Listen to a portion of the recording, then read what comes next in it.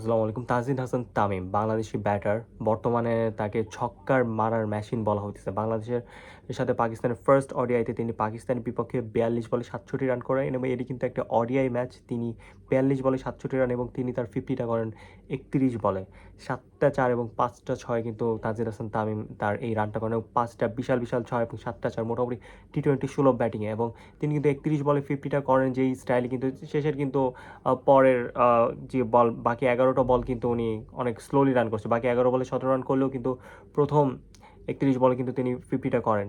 Even বাংলাদেশের যে batting line up বা মডার্ন ক্রিকেট যে ধরনের ব্যাটসম্যানরা করে, আমরা যদি ইন্ডিয়ার দিকে দেখি সামজু স্যামসাং, অভিষেক শর্মা, তো ওনারা যে স্টাইলে ব্যাটিং করেন, ইভেন ইংল্যান্ড বা সাউথ আফ্রিকা যেই টাইপের ব্যাটিং করেন, সেই ধাঁচেরই কিন্তু যদি একমাত্র ব্যাটার বলা যায় সেটা কিন্তু Tanzid Hasan Tamim.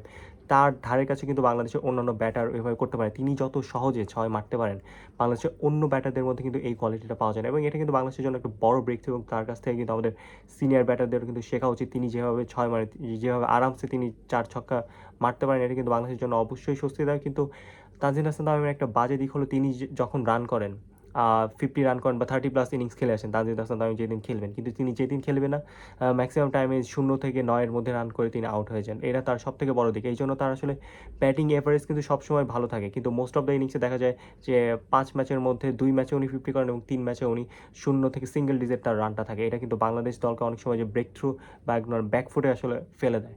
Even not only Tanzid Hasan Tamim, Parvez Hossain ইমনও কিন্তু kind of similar kind of batting করেন। তিনি যখন রান করেন 30+ ইনিংস খেলেন, কিন্তু তিনি যখন খেলতে পারেন না, সিঙ্গেল ডিজিট আউট হন এবং বাংলাদেশের যে ধরনের batting line up, top order যদি কলাপস করে তখন কিন্তু পুরো ম্যাচটা কিন্তু ধসে যায়। পরে কিন্তু লোয়ার অর্ডার বা মিডল অর্ডার ব্যাটসম্যানরা কিন্তু টানতে পারে না। তো এটা হলো তাদের মাথায় রাখা উচিত যে তাদের যে ব্যাটিংয়ের যে অধারাবাহিকতা এটার জন্য না থাকে। যদি এই অধারাবাহিকতা তারাকে চেস করতে পারে তাহলে বাংলাদেশের জন্য নিশ্চয়ই ভালো কিছু অপেক্ষা করছে এবং মডার্ন ক্রিকেট যে ধরনের ক্রিকেট খেলে বাংলাদেশ আসলে ওই ধাঁচের ক্রিকেট খেলবে এবং নিঃসন্দেহে বাংলাদেশ ওয়ার্ল্ড কাপ বা বড় কোনো আসরে খুব ভালো পারফরমেন্স করবে।